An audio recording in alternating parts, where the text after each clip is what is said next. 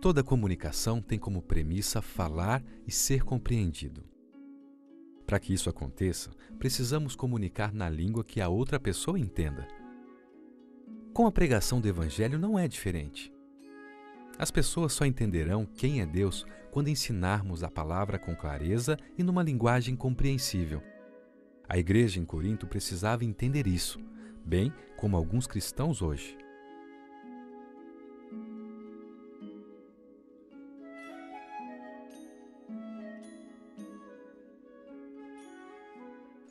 Na primeira carta aos Coríntios, capítulo 14, no verso 1, o apóstolo Paulo diz: Segui o amor e procurai com zelo os dons espirituais, mas principalmente que profetizeis. Lendo os capítulos 12, 13 e 14 desta carta, a gente vê que o apóstolo Paulo dá uma excelente explicação a respeito dos dons espirituais, que são habilidades especiais concedidas pelo Espírito Santo àqueles que se convertem, aqueles que se tornam discípulos do Senhor Jesus Cristo. O propósito dos dons espirituais é edificar a igreja, para que a igreja se torne forte e cumpra a sua missão de evangelizar. Nunca os dons espirituais são concedidos para exaltação própria ou para algum tipo de ostentação espiritual. Especialmente nesse capítulo 14, Paulo se preocupa em orientar sobre um dom espetacular, que é o dom de línguas. E eu quero sentar um pouquinho com você para a gente refletir em algumas orientações que estão nesse capítulo 14.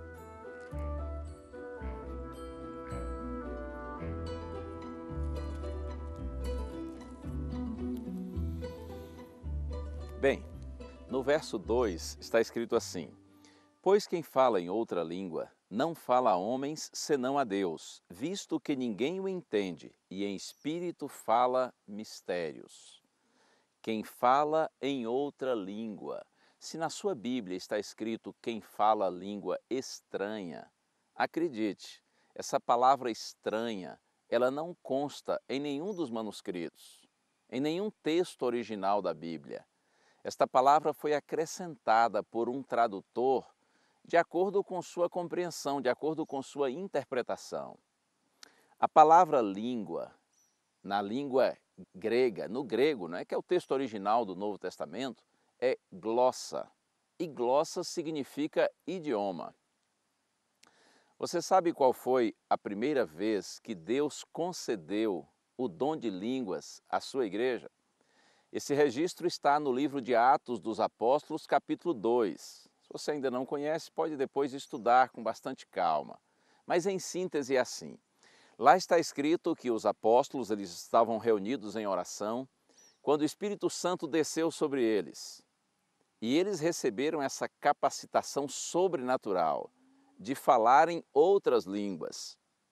Naqueles dias em Jerusalém estavam reunidas pessoas de diversas partes do mundo e que, é claro, falavam línguas diferentes. E os apóstolos, naquele momento em que receberam o dom de Deus, eles passaram a pregar nas línguas, diversas línguas daquelas diferentes pessoas. E é claro que elas entenderam, tanto é que elas diziam assim: ora, não são galileus esses homens que estão pregando? Como, pois, nós os ouvimos falar em nossa própria língua materna? Os apóstolos eram todos muito simples, eles não eram homens poliglotas, mas aqueles que ouviram ficaram encantados, impressionados e diziam: ora, se eles são galileus, como que estão falando em nossa língua materna? E eles disseram assim: eles estão falando a respeito das grandezas de Deus. Ficaram encantados com essa manifestação extraordinária e também foram alcançados porque compreenderam o que estava sendo dito. E naquele dia, quase 3.000 pessoas foram batizadas. Essa foi a primeira manifestação do dom de línguas que tem registro na Bíblia. Mas de repente você pode estar pensando assim: pastor, me explique, por que Paulo diz: quem fala em outra língua não fala a homens senão a Deus, visto que ninguém o entende e em espírito fala mistérios? Eu lhe faço uma ilustração bem simples. Suponhamos que eu vá a uma igreja aqui no Brasil e comece a pregar em japonês. Bom, eu não conseguiria fazer isso, a menos que recebesse realmente o dom de línguas, porque eu não sei falar japonês. O máximo que eu diria seria arigato ou sayonara, que quer dizer obrigado e até logo, né, tchau. Mas suponhamos que eu soubesse falar e pregasse em japonês na igreja e não tivesse ninguém ali que soubesse nada de japonês.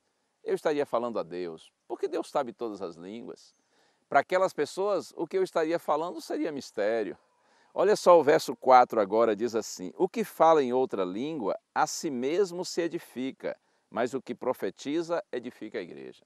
Se eu vou e prego em japonês, numa igreja onde só tem brasileiros e nenhum brasileiro ali sabe japonês, eu estaria edificando a mim mesmo, mas não a igreja. E lembre-se, o propósito dos dons espirituais é edificar a igreja. Verso 18. Dou graças a Deus, porque falo em outras línguas mais do que todos vós. Paulo era poliglota, era um homem muito culto. Verso 19. Contudo, prefiro falar na igreja 5 palavras com meu entendimento para instruir outros, a falar 10.000 palavras em outra língua. Se eu vou a uma igreja, eu prefiro falar 5 palavras apenas que o povo entenda bem, a falar 10.000 palavras que o povo não entenda nada. E olha só o verso 20. Irmãos, não sejais meninos no juízo, na malícia sim, sede crianças, quanto ao juízo, sede homens amadurecidos. O que a gente percebe lendo esse capítulo 14 da primeira carta aos Coríntios é que aqueles irmãos estavam tendo um comportamento assim muito imaturo. Eles estavam agindo como meninos em relação aos dons espirituais, porque havia um interesse maior nos dons espetaculares, em especial no dom de línguas, que de fato é algo muito extraordinário. E na sequência, Paulo diz assim: olha, se na igreja todo mundo começar a falar em outras línguas e entrar algum indouto ou algum incrédulo, indouto é o ignorante, é o que não conhece a palavra, e o incrédulo é aquele que é resistente à palavra. Um dia vai lá um indivíduo ignorante, ou então mesmo um que é resistente resolve ir à igreja, mas está todo mundo falando lá de vez em diversas línguas. Sabe o que o incrédulo vai dizer? Que vocês são loucos. Ora, porque estão falando lá e ninguém entende nada. Mas eu quero ir agora para o verso 26. Paulo diz assim: que fazer, pois, irmãos? Depois de todas essas colocações, Paulo diz assim: irmãos, eu vou dar uma orientação para vocês. Verso 27. No caso de alguém falar em outra língua, que não sejam mais do que 2, ou quando muito 3, e isto sucessivamente, e haja intérprete. Preste bem atenção nisso. E eu preciso lhe dizer com muito carinho e com muito respeito. Essa orientação de Paulo não é seguida hoje nas igrejas onde se fala línguas, as chamadas línguas estáticas, línguas estranhas, línguas incompreensíveis. Primeiro, que o que se fala nas igrejas não é realmente o dom de língua bíblico, não é idioma. E segundo, essa orientação aqui também não é seguida. Porque Paulo diz assim, olha, se tem gente para falar em outra língua, que sejam 2, no máximo 3. Normalmente nessas igrejas falam todos de uma vez. Paulo diz assim, e que seja sucessivamente. Sucessivamente quer dizer um após o outro, né? Um de cada vez. E não simultaneamente, que seria todo mundo de vez, como acontece hoje nas igrejas. E ainda mais, Paulo diz assim, e que haja intérprete. Tem que ter alguém lá para explicar para os outros o que está sendo dito nesse idioma diferente. Verso 28, mas não havendo intérprete, fico calado na igreja, falando consigo mesmo e com Deus. Eu quero falar numa outra língua, mas não tem ninguém para interpretar ali, para explicar para os outros, para que eles sejam instruídos, para que eles sejam edificados. Bom, como não tem ninguém para interpretar, eu tenho que ficar calado. Aí Paulo diz assim, fale consigo mesmo e com Deus. Fique ali nos seus pensamentos em oração, falando com Deus, porque Deus entende todas as línguas. Não havendo intérprete, fique calado. De repente alguém dirá assim, mas eu não consigo ficar calado. Quando o dom vem, eu tenho que falar. Paulo não aceitava essa pretensão. Veja no verso 32, os espíritos dos profetas estão sujeitos aos próprios profetas, porque Deus não é de confusão e sim de paz.